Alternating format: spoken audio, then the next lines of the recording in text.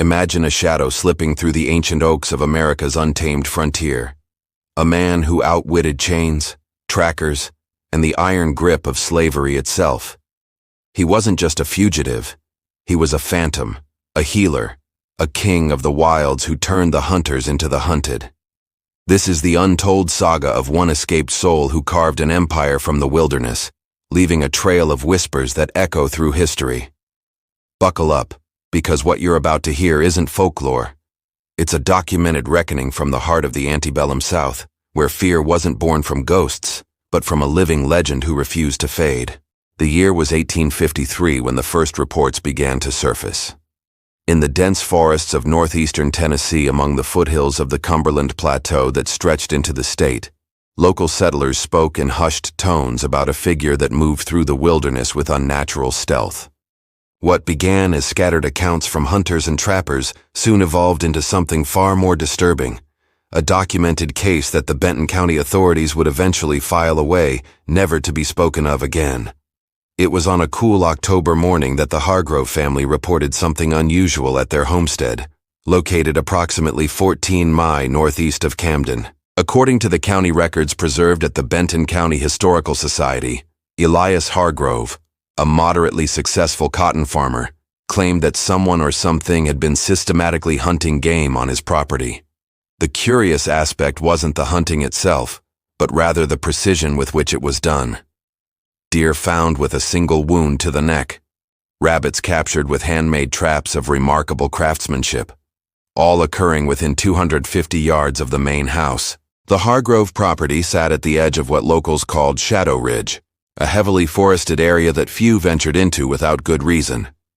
The ridge formed a natural boundary between the cultivated lands to the west and the deeper wilderness that stretched eastward toward the Alabama Territory.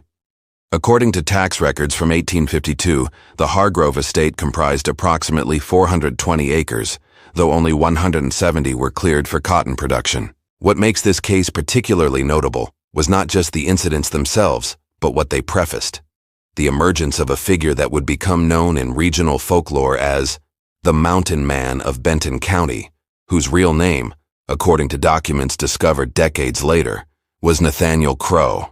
According to the family Bible preserved by descendants of the Crowes of Humphreys County, Nathaniel had been born into slavery somewhere in Virginia in the year 1810, though the exact location remains unverified.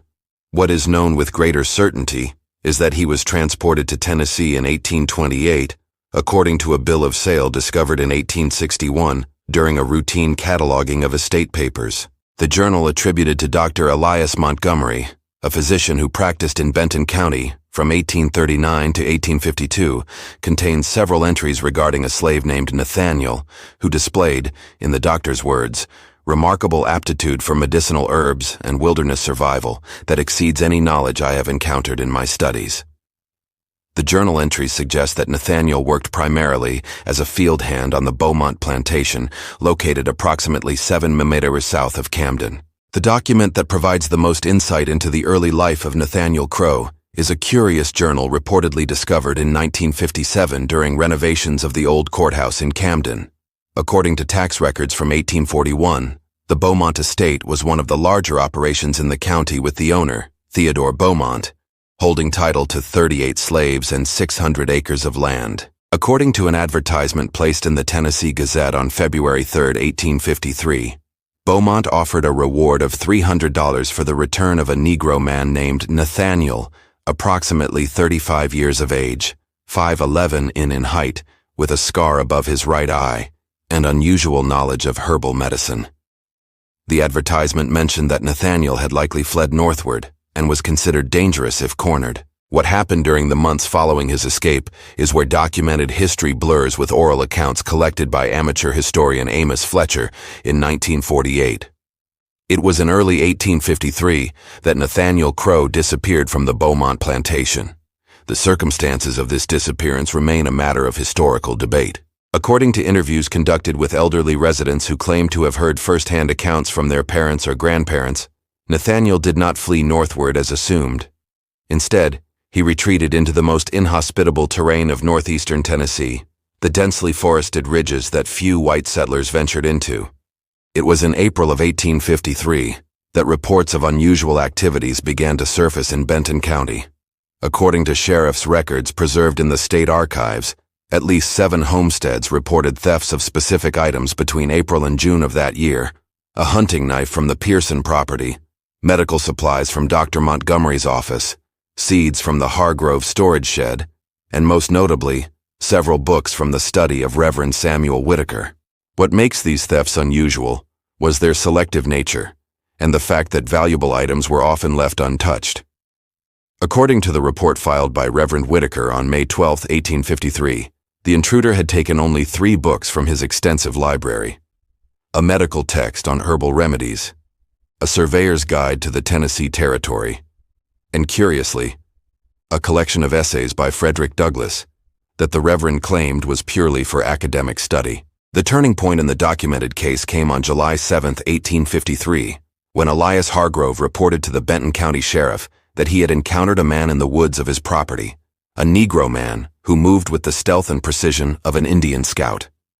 According to Hargrove's statement preserved in county records, the man had been observing the Hargrove house from a distance of approximately 100 yards, hidden among the dense foliage at the edge of the cleared land. Hargrove claimed to have pursued the figure into the woods, but lost track of him after less than a quarter mile.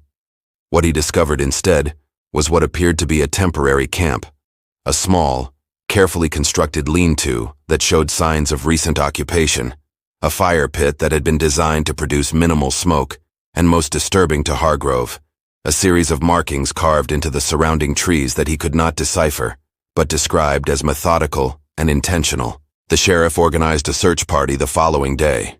According to county records, the party consisted of Hargrove, 3 neighboring landowners, and 2 men described in the records as Negro trackers who were experienced in hunting runaway slaves.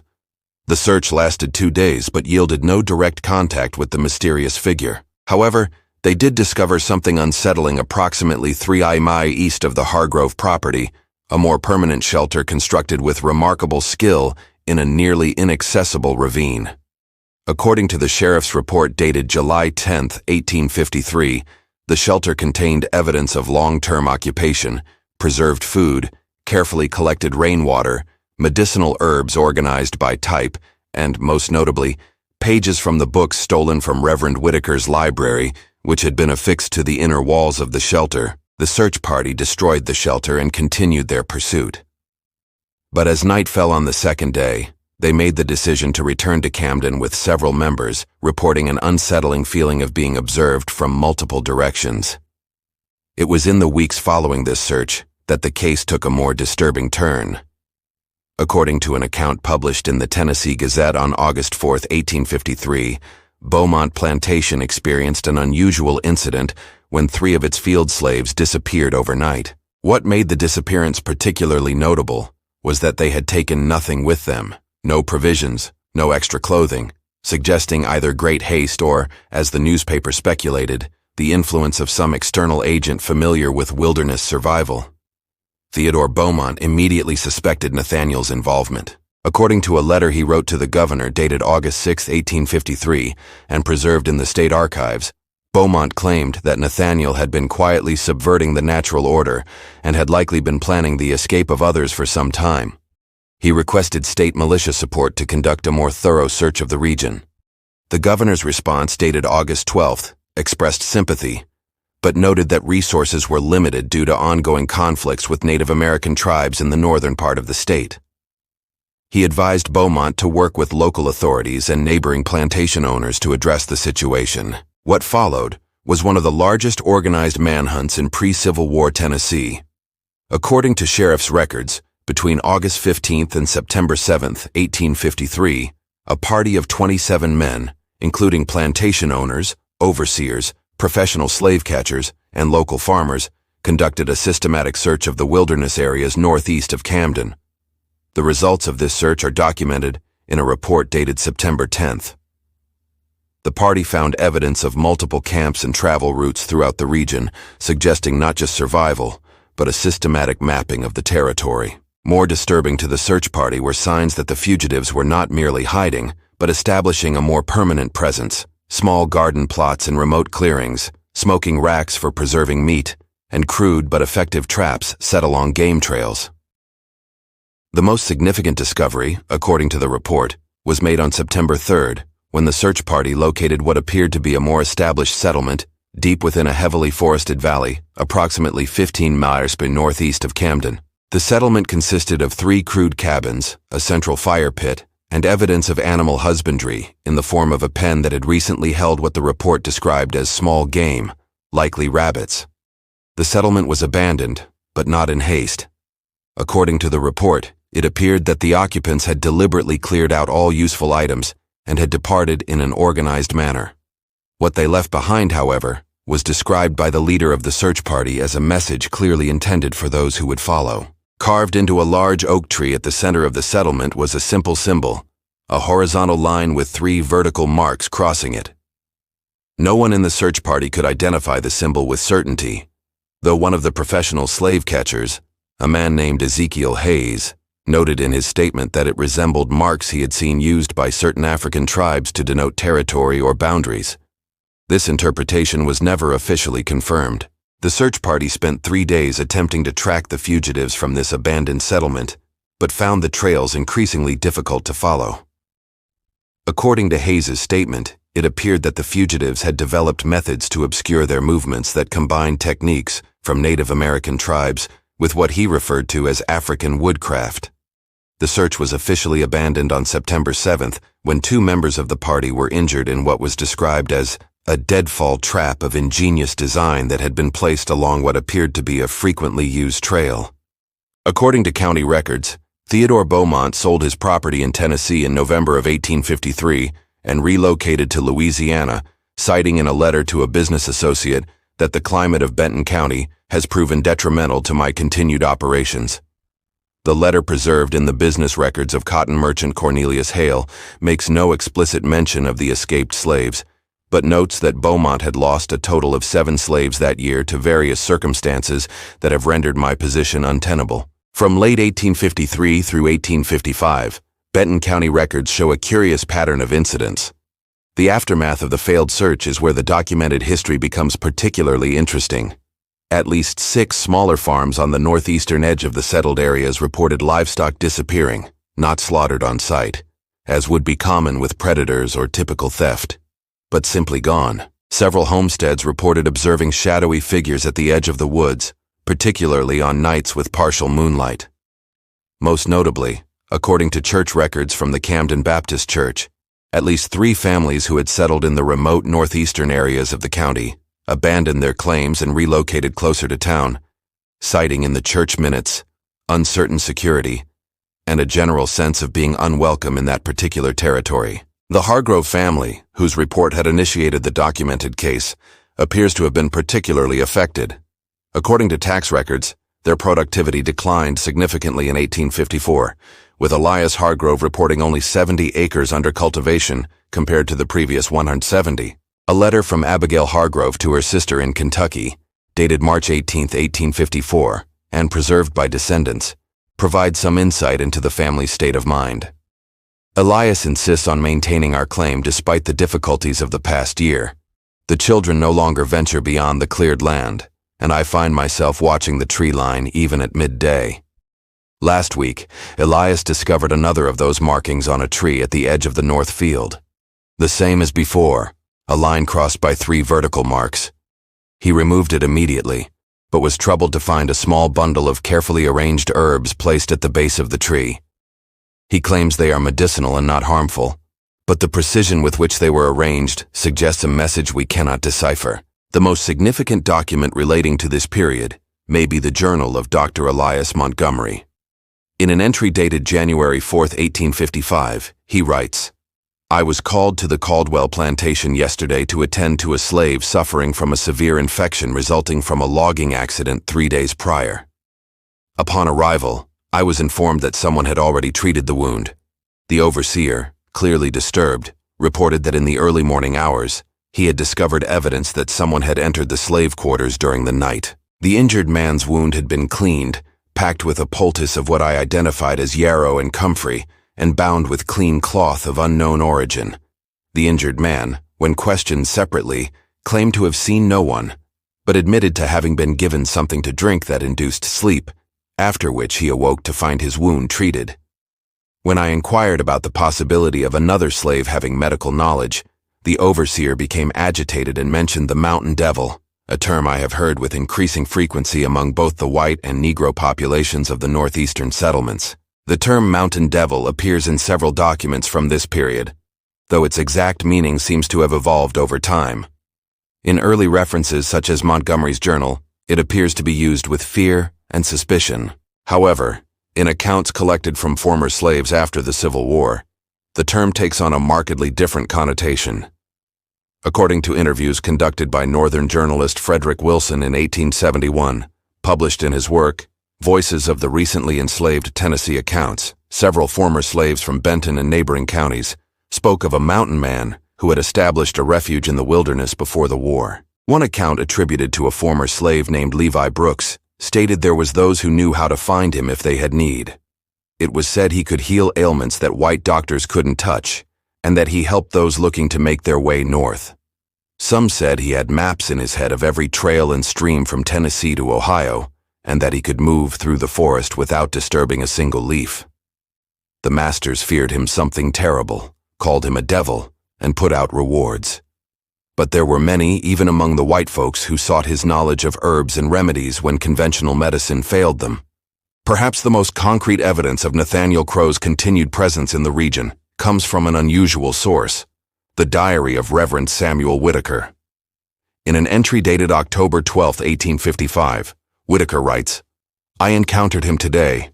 I had ridden to the Harrison property to deliver some religious materials and took a shortcut through the woods on my return journey, a decision that proved most consequential. In a small clearing approximately 4 miles northeast of town, I came upon a man tending to a garden of what appeared to be medicinal herbs. He was tall with the bearing of someone who has lived long in the wilderness, and though his skin was dark, his eyes held a quality of intelligence and awareness that immediately struck me. He made no move to flee, which I found surprising given the circumstances. Instead, he addressed me by name, a fact that unsettled me greatly, as I am certain we had never met. He spoke with a curious mixture of dialects, but with a vocabulary that belied significant education. He inquired about my health and that of my wife, mentioning her respiratory troubles that few in the community are aware of. Before I could overcome my astonishment to question him, he presented me with a small bundle of dried herbs, provided precise instructions for their preparation, and suggested they would ease Eliza's breathing considerably. He then simply nodded, as if concluding a routine business transaction, and disappeared into the woods, with a swiftness that defied my ability to track his movement. I remained in the clearing for some time, contemplating whether to report the encounter to the authorities. In the end, I decided against it. There was something in his manner that suggested no threat, indeed quite the opposite. I have prepared the herbs as instructed, though I have not yet informed Eliza of their source. A subsequent entry from November 3rd notes that Eliza Whitaker's breathing had improved markedly, and that the Reverend had begun to question certain fundamental assumptions about the natural order as we have constructed it. By 1856, the documented reports of direct encounters with the mountain man had decreased significantly, though his influence appears to have remained. According to county records, the areas northeast of Camden developed a curious reputation. White settlement in those regions progressed more slowly than in other areas of similar quality, with several land speculators noting in correspondence that potential buyers often expressed unspecific reservations about certain tracts. The most intriguing document from this later period is an official report filed by U.S. Marshal Henry Langford in February 1858. Tasked with investigating suspected Underground Railroad activities in northeastern Tennessee, Langford reported finding evidence of systematic assistance being provided to runaway slaves throughout the region. His report, preserved in federal archives, states, "There exists in the wilderness areas of Benton and adjacent counties a network of trails and safe locations that facilitates the movement of fugitive slaves northward. Unlike the more formal Underground Railroad operations observed in other states, this network appears to rely heavily on wilderness survival rather than sympathetic households." Interviews with captured fugitives reveal consistent references to a guide known variously as the Mountain Man or the Herb Doctor, who provides initial assistance and directions. Most concerning is the level of organization evident in these operations. Captured fugitives report being provided with maps marked with specific natural features, knowledge of seasonal water sources, and locations of caches containing food and supplies. Several mentioned receiving medical treatment for existing conditions before beginning their journey.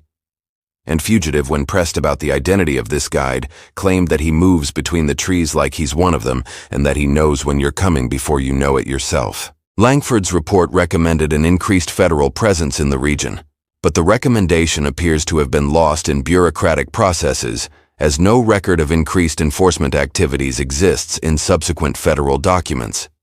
The last official record mentioning Nathanial Crowe by name comes from an unexpected source: a land deed filed in Humphreys County in 1859.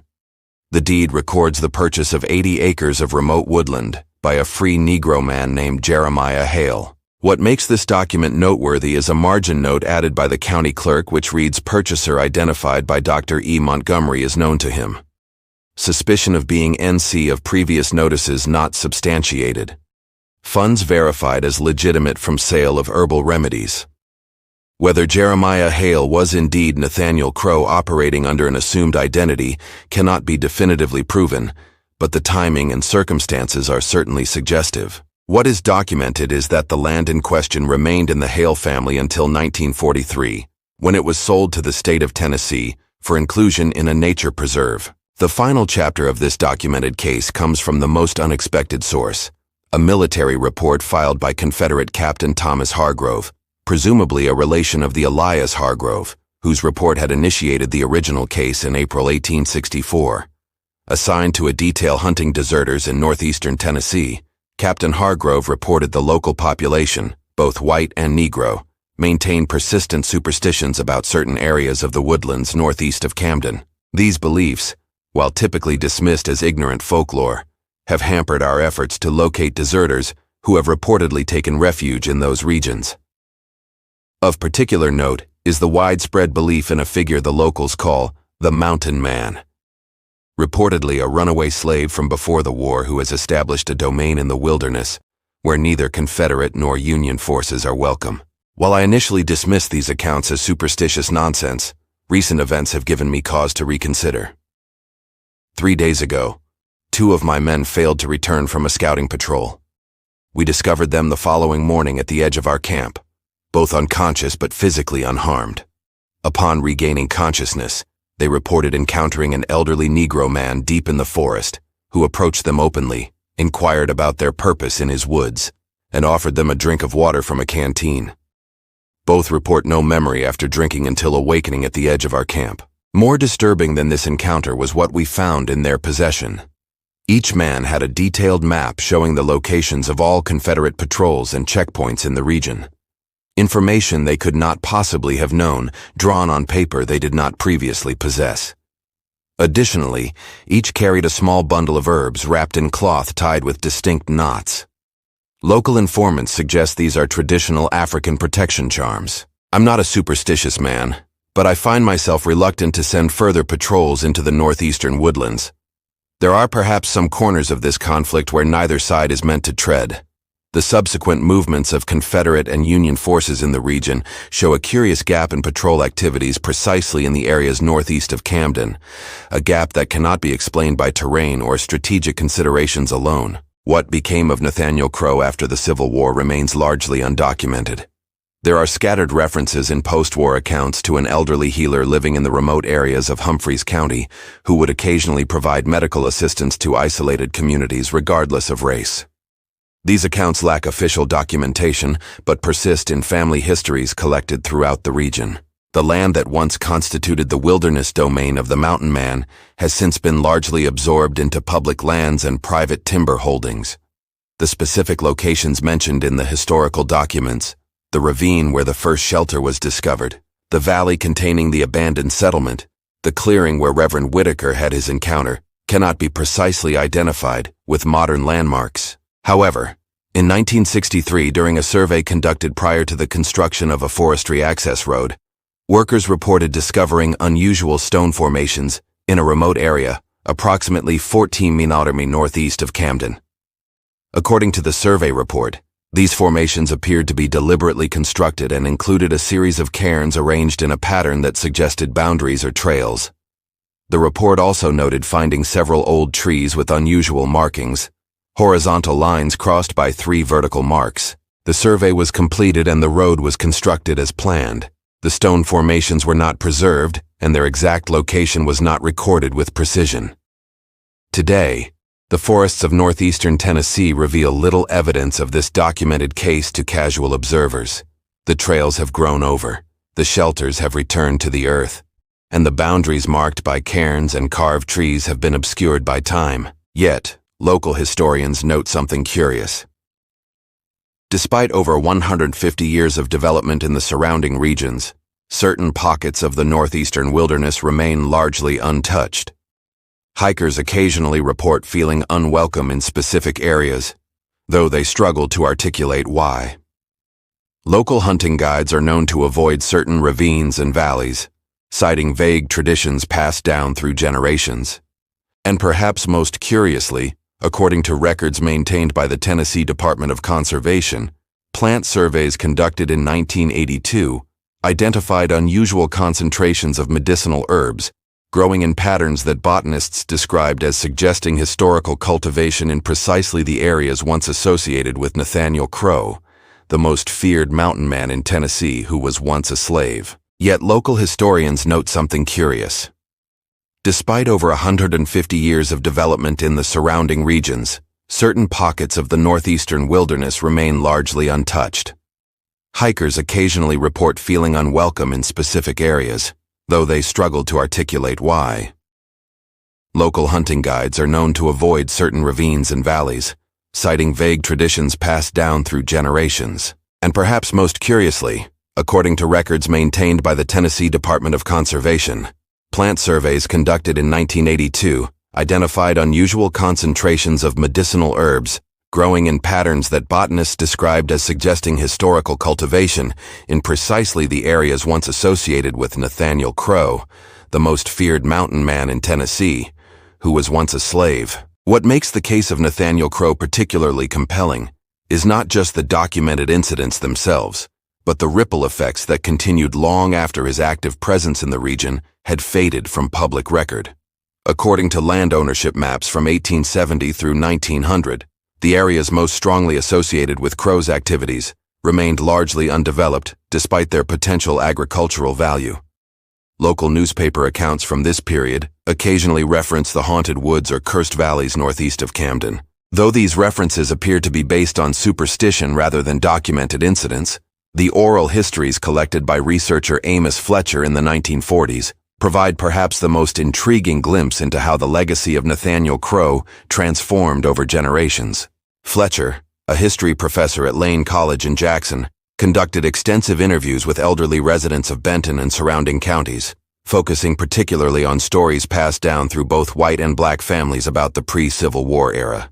According to Fletcher's notes, archived at the Tennessee Department of Archives and History, the figure of the mountain man had evolved into something more complex than a simple bogeyman. In accounts from descendants of former slaves, Crowe was described as a protector and healer, someone who had carved out a territory where the normal rules of the antebellum South did not apply. One account attributed to 87-year-old Clara Evans, whose grandmother had been enslaved on a plantation near Camden, stated, "Grandma told us children that if we ever got lost in the deep woods, we should look for trees marked with 3 lines crossing one. She said those marks meant you were in his territory, and that he watched over anyone who respected the land. She said he knew every plant that could heal and every plant that could harm, and that even after the war, when she was free, but times were still hard, sometimes she would find bundles of herbs left near their cabin when someone was sick." Contrasting accounts from white families painted a more ambivalent picture.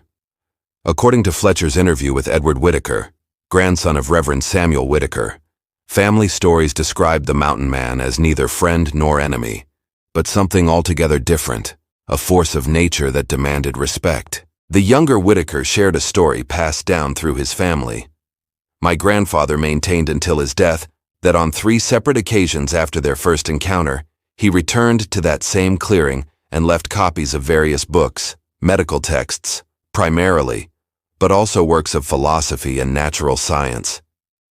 Each time the books would be gone when he returned, and occasionally he would find in their place small packages of herbs or handcrafted items that seemed to address specific needs within the family. My father recalled that in 1868, when an outbreak of fever struck Camden, grandfather spent 3 days in the northeastern woods and returned with treatments that saved many lives. He never directly attributed these to the mountain man, but the implication was clear to those who knew the history. Perhaps the most unusual document in Fletcher's collection is a letter dated November 12, 1871, from Theodore Beaumont, Jr., son of the original plantation owner from whom Nathanial Crowe had escaped. Having returned to Tennessee to assess family properties after the war, the younger Beaumont wrote to a business associate, "I have decided against attempting to reclaim the northeastern parcels. The land itself appears fertile enough, but there is a persistent local superstition regarding those woods that would make labor difficult to secure.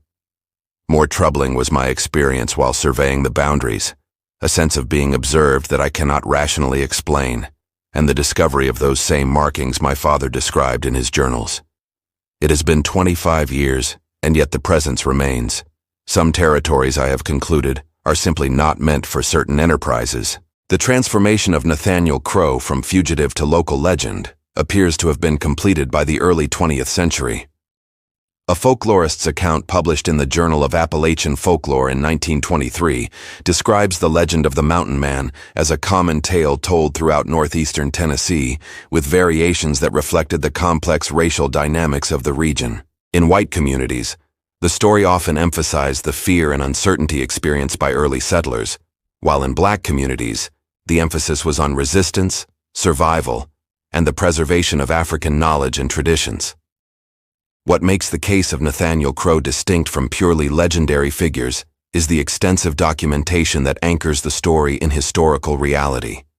The advertisements for his capture, the sheriff's reports, the journal entries from Dr. Montgomery and Reverend Whitaker, these provide a factual framework around which the legend grew. In 1952, during expansions to the county road system, construction workers discovered what appeared to be the remnants of a small settlement in a remote valley approximately 16 miles northeast of Camden. More intriguing was the discovery of a cache of items buried beneath one of the stone foundations, a metal box containing surgical instruments of mid-19th century design, glass vials that had once contained various substances, pages from medical texts that had been carefully preserved between layers of treated hide, and most notably a journal written in what experts from the University of Tennessee later identified as a mixture of English and Igbo, an African language primarily associated with present-day Nigeria. According to the foreman's report filed with the county engineer's office, they uncovered stone foundations for 3 small structures arranged in a triangular pattern around a central area that showed evidence of long-term fire use. The journal was sent to linguists at Howard University for further study, but according to county records, it was lost in transit. Only photographs of several pages remain in the Benton County Historical Society archives, along with partial translations that suggest it contained detailed information about medicinal plants, seasonal cycles in the northeastern Tennessee wilderness, and what appears to be a record of people who passed through the settlement over a period of approximately 15 years. The archaeological evidence, while limited, provides further support for the documented narrative. In 1967, a graduate student in archaeology from the University of Tennessee conducted a systematic survey of areas identified in historical records as associated with Nathanial Crowe. The resulting thesis, Evidence of Maroon Settlements in Antebellum, Tennessee, documented findings consistent with the historical accounts, the remnants of carefully constructed shelters in nearly inaccessible locations, evidence of small-scale agriculture in remote clearings, and a network of trails that connected these sites while remaining largely invisible from more traveled routes. Perhaps most significant was the discovery of additional trees bearing the distinctive mark attributed to Crowe, a horizontal line crossed by 3 vertical marks. Carbon dating conducted on several of these marks indicated they had been made between 1852 and 1865, precisely the period when Crowe was most active in the region. According to historical documents, the graduate student Marcus Hale proposed in his thesis that what the historical records described as a single individual may actually have represented a small community of escaped slaves who had established a Maroon settlement in the wilderness areas of northeastern Tennessee. Similar communities had been documented in the Great Dismal Swamp of Virginia and North Carolina, and in the bayous of Louisiana. But Hale's research represented one of the first academic acknowledgments of such communities in Tennessee. Hale's thesis advisor, Professor Lydia Grant, noted in her foreword to the published work, "What makes the case of Nathanial Crowe and the northeastern Tennessee Maroons particularly significant is not just their existence, but the evidence suggesting their interactions with the surrounding communities. Unlike many Maroon settlements that survived through isolation alone, the documentary evidence indicates that Crowe and his associates maintained a complex relationship with both enslaved and free people in the region, and even with certain members of the white community." In 1974, the discovery of additional documents in the attic of the old Montgomery house in Camden added another layer to the historical record. Among papers belonging to Dr. Elias Montgomery was a small notebook containing what appeared to be formulas for medicinal preparations alongside notes regarding their efficacy in treating various conditions. A notation on the inside cover in Montgomery's handwriting reads, "Remedies learned from NC 1856 to 1865, to be kept in confidence as promised." The notebook contains detailed instructions for preparing treatments for numerous ailments from fever and digestive complaints to more serious conditions like infections and respiratory diseases. Botanical experts from the University of Tennessee who examined the formulas in 1976 noted that many contained plants known to have medicinal properties combined in ways that reflected both European medical traditions and practices documented in West African healing traditions. Dr. Sophia Lang, professor of pharmaceutical sciences, wrote in her analysis of the notebook, "What is particularly remarkable about these formulations is not just their likely efficacy, but the sophisticated understanding of dosage, preparation methods, and contraindications they reveal. These are not folk remedies based merely on tradition, but evidence of a systematic approach to medicine that combines empirical observation with inherited knowledge." The most recent documented connection to Nathanial Crowe came in unexpected form in 1985, when a historical preservation project in Humphreys County uncovered tax and property records relating to Jeremiah Hale, the free black man who had purchased land in 1859, that some historians believe may have been Crowe operating under an assumed name. Among these records was a will dated 1876, in which Hale distributed his property among several individuals, identified only by first names, with descriptions suggesting they were formerly enslaved people who had settled in the area after the Civil War. The will includes specific instructions regarding the northeastern portion of his land. The 40 acres encompassing the Three Springs and the Old Settlement are to remain undisturbed and undeveloped in perpetuity. This land has provided sanctuary and healing to many in need, and shall continue to do so. The markings on the boundary trees are to be maintained by those who understand their significance. The will was executed according to its terms, and the land in question remained in communal use by descendants of the named beneficiaries until 1943, when economic pressures forced its sale to the state. However, deed restrictions included in the sale maintained the prohibition on development of the northeastern section, a restriction that remains in force today as part of the State Forest Management Plan. The story of Nathanial Crowe, documented in official records preserved in oral histories and evidenced in archaeological findings, presents a counter-narrative to traditional understandings of resistance in the antebellum South. While much historical attention has focused on those who escaped slavery by fleeing northward, or through organized channels like the Underground Railroad, Crowe represents those who carved out spaces of autonomy within the South itself. Dr. Evelyn Pierce, in her 2004 work, Hidden Histories of Resistance in the Deep South, argues that Crowe's case is particularly significant because it transcends the individual. The documented evidence suggests that Crowe created not just a hiding place, but a system, a network of safe locations, communication methods, and knowledge transfer that supported others seeking freedom or autonomy. Perhaps most remarkably, this system appears to have survived in various forms long after Crowe himself disappeared from the historical record. The persistence of Crowe's influence can be traced through subsequent generations. According to records from the Freedmen's Bureau established after the Civil War, The areas of Benton and Humphreys counties associated with Crowe's activities saw unusually high rates of land acquisition by formerly enslaved people between 1865 and 1875. Many of these small landholdings were located in or near the regions historically connected to Crowe, suggesting that knowledge of the territory and perhaps community connections had been maintained. Church records from the African Methodist Episcopal Congregation, established in Camden in 1868, include references to an elder who dwells in the wilderness, who occasionally provided assistance to community members in need. While never explicitly identified as Crowe, who would have been approximately 58 years old at that time, the descriptions align with historical accounts of his activities. The last potential first-hand account of Nathanial Crowe appears in a memoir written by Nora Caldwell, a nurse who worked with the Freedmen's Bureau in northern Tennessee from 1865 to 1870.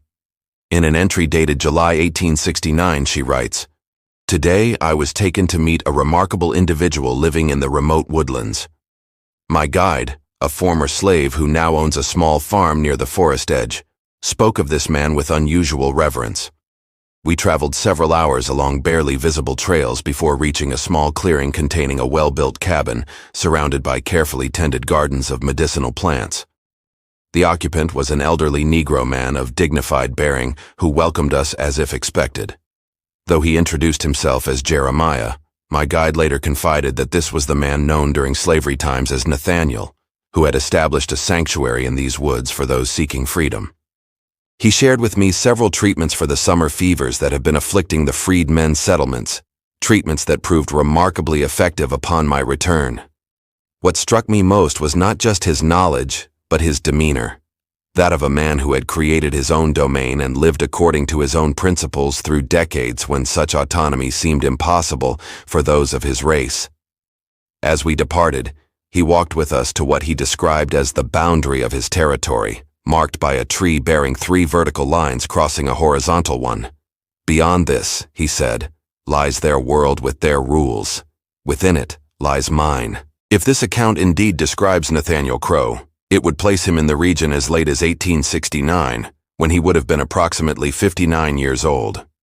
No definitive record of his death exists, though local folklore suggests he lived well into his 80s, continuing to provide healing and guidance from his wilderness domain until sometime in the 1890s. What remains most clearly documented is the lasting impact on the region. Maps of Benton and Humphreys counties from the late 19th and early 20th centuries show curious gaps in development, areas that logically should have been settled or developed for agriculture, but remained largely untouched.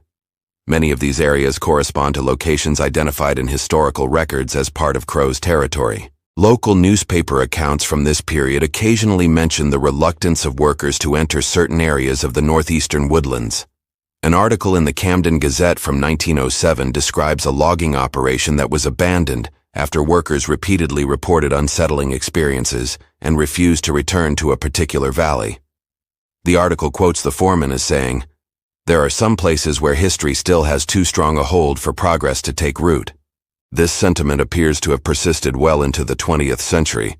During the Depression era, when many marginally productive lands were being brought into cultivation out of economic necessity, surveys conducted by the Department of Agriculture noted that certain tracts in northeastern Tennessee remained unclaimed, despite being offered at minimal prices through various land distribution programs. The report dated 1936 includes a curious footnote. Local residents express reluctance to develop parcels from 47 to 53 despite favorable soil conditions. Reasons cited include poor access and traditional boundaries, though no legal restrictions were found in deed research. Today, much of the area historically associated with Nathanial Crowe has been incorporated into the Chickasaw National Forest or preserved as part of state wildlife management areas. The specific locations mentioned in historical documents, the ravine containing the first shelter, the valley with the settlement, the clearing where Reverend Whitaker had his encounter, cannot be precisely identified with modern landmarks due to changes in the landscape and the deliberate remoteness of the original sites. However, park rangers and forestry workers occasionally report finding trees with unusual markings in the more remote sections of the forest. Horizontal lines crossed by 3 vertical marks carved decades ago and now nearly grown over. These discoveries are rarely officially documented, existing primarily in the stories shared among those who work regularly in the wilderness areas. In 2011, a botanical survey conducted by researchers from the University of Tennessee identified several unusual concentrations of medicinal plants in remote sections of the Chickasaw National Forest. The plants, including black cohosh, bloodroot, wild ginger, and numerous others with documented medicinal properties, were growing in patterns that suggested deliberate cultivation rather than natural distribution. Carbon dating of soil samples from these areas indicated sustained human activity from approximately 1852 to 1900. Dr. Michael Richardson, who led the survey, noted in his report, "These plant communities represent living artifacts of historical ethnobotanical practices. The specific combinations of medicinal species, their planting patterns, and their continued persistence long after active cultivation ceased suggest a sophisticated understanding of both the plant's medicinal properties and their ecological requirements." The most recent connection to the documented case came in 2017, when the Benton County Historical Society received a donation of family papers from the descendants of Elias Hargrove, the farmer whose report had initiated the official record of Nathanial Crowe's activities.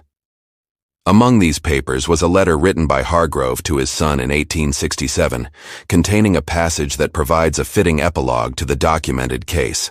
"You ask about the stories you heard as child regarding the man in the woods. I can tell you now what I would not then, that he was real, and that the fear he inspired in me and other landowners was not without cause, though perhaps not for the reasons we believed at the time. What we took for a threat to our property and way of life was, I have come to understand, something altogether different. A man who had created something we could not comprehend. Freedom on his own terms, in a place we thought we controlled. I have not ventured into the northeastern woods since 1858, when I encountered him for the final time. I had gone hunting alone, against the advice of neighbors who still held to fears of the mountain devil. In a clearing I had never seen before, though it was not 3 mi from our property. I found him waiting, older, but unmistakable. He spoke to me by name, not as a former slave might address a white man, but as one landowner to another. Your boundaries end here, he said, pointing to a tree marked with his sign. Mine begin. We have both lived with this understanding for many years now. I see no reason for that to change. He then presented me with a small bundle of herbs, which he said would help your mother's lingering cough. I took it, though my hand trembled, not from fear, as it once would have, but from the strange recognition of standing at the border between 2 worlds that existed in the same place. I never saw him again, though sometimes, even now, I find similar bundles at the edge of our property when illness visits our household. Your mother believes they are gifts from Providence. Perhaps she is not wrong. The documented case of Nathanial Crowe, the most feared mountain man in Tennessee who was once a slave, represents more than a curious historical footnote or local legend. It provides a documented example of resistance and autonomy created within the very heart of the antebellum South. A man who transformed his status from property to sovereign through knowledge, strategic thinking, and profound understanding of the landscape. The fear he inspired among white settlers arose not just from the unknown, but from the fundamental challenge his existence presented to the established order. Here was a man who had not only escaped the system, but who had created his own domain, where that system's rules did not apply. A territory where a formerly enslaved man determined boundaries, established rules, and moved with complete autonomy. The physical traces of Nathanial Crowe's presence in northeastern Tennessee have largely faded with time.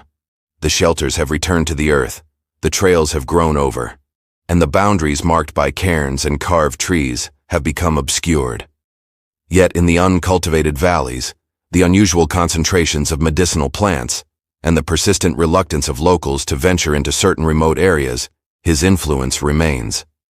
Perhaps the most enduring legacy lies in the documented transmission of knowledge. The medical notebooks of Dr. Elias Montgomery, the botanical patterns identified by modern researchers, the oral histories of healing practices passed down through generations of both black and white families in the region, all suggest that Crowe's understanding of medicinal plants and natural systems survived long after he himself disappeared from the historical record. In this way, the documented case reveals something profound about resistance and legacy. Nathaniel Crowe's most significant achievement may not have been simply escaping slavery or even establishing a territory of his own, but rather creating a system of knowledge and practice that continued to benefit the surrounding communities, both those he sought to help and those who had once sought to capture him long after the immediate circumstances of his life had changed. Today, the forests of northeastern Tennessee appear little different from any other wilderness area in the region to casual observers, but those familiar with the documented history sometimes report a distinct feeling when passing certain unmarked boundaries, a sense of transitioning from one domain to another, of being observed, of entering a place where different rules might apply. In the words of local historian Lydia Brooks writing in 2020, the power of Nathaniel Crowe's story lies not just in what he did, but in what he continues to do in a region whose history is dominated by narratives of oppression and control. He created a counter-narrative of autonomy and self-determination that has persisted through generations. In the unmarked boundaries he established, the knowledge he preserved and shared, and the legend he became, we find a documented reminder that resistance takes many forms, and that some territories, once claimed, can never truly be reclaimed by others. The U.S. Forest Service officially maintains that there are no restricted or special management areas within the Chickasaw National Forest, based on historical or cultural considerations outside of documented archaeological sites. Yet rangers who have worked in the area for decades sometimes tell a different story to new recruits about certain valleys and ravines where equipment mysteriously malfunctions, where planned developments are repeatedly delayed by bureaucratic complications, and where hikers often report feeling unwelcome for reasons they cannot articulate. And occasionally, though such reports are never officially filed, there are stories of rangers finding small bundles of carefully arranged medicinal herbs left at the bases of old trees marked with nearly grown-over symbols. A horizontal line crossed by 3 vertical marks, particularly in areas where forest workers or visitors have recently been injured or fallen ill. The documented case of Nathaniel Crowe, the most feared mountain man in Tennessee who was once a slave, remains open. Not because the man himself still walks the forests of northeastern Tennessee, but because the boundaries he established between worlds continue to be honored, even by those who no longer remember why. As we step out of these shadowed woods and back into the light of today, let Nathaniel Crowe's story linger with you, a testament to unbreakable spirit and the wild places that still guard old secrets. If this tale of defiance and mystery gripped you, hit that like button to honor the untold heroes of history. Subscribe for more deep dives into America's hidden legends, and drop a comment below. What's the wildest frontier story from your neck of the woods? Turn on notifications so you never miss the next chapter in our exploration of the past that shapes us still. Thanks for joining the journey. See you in the shadows.